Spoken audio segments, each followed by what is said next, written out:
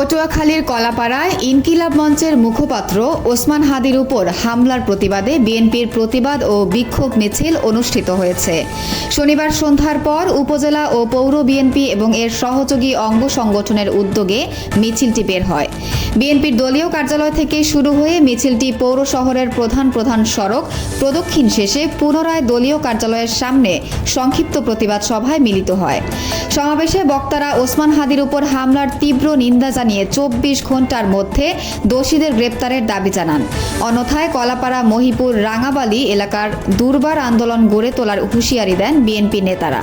রাসেল কবির মুরাদ, কলাপাড়া, পটুয়াখালী, সময় সংবাদ। বিস্তারিত দেখুন ভিডিওতে।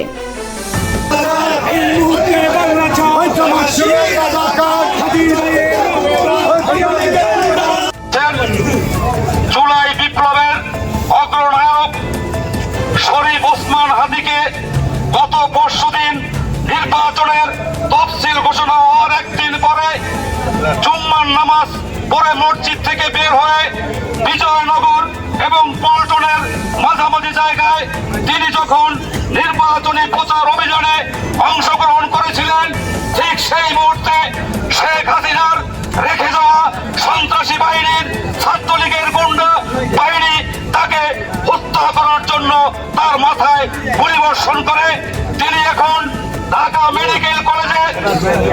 মেডিকেল কলেজে অপারেশন শেষে উন্নত চিকিৎসার জন্য ঢাকা এভার কেয়ার হাসপাতালে আইসিইউতে মৃত্যুর সাথে পাঞ্জা লড়ছেন। আমরা এই নারকীয় হামলার তীব্র নিন্দা এবং প্রতিবাদ জানাচ্ছি।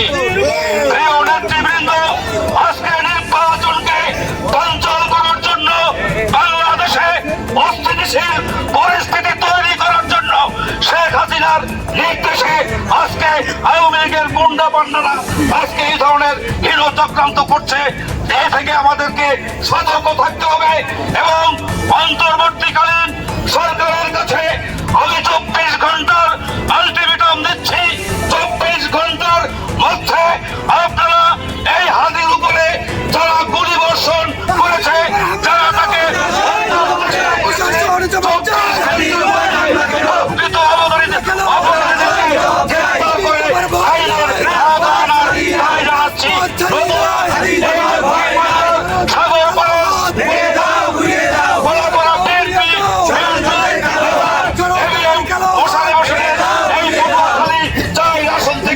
আমরা গণ আন্দোলন শুরু করব ইনশাআল্লাহ।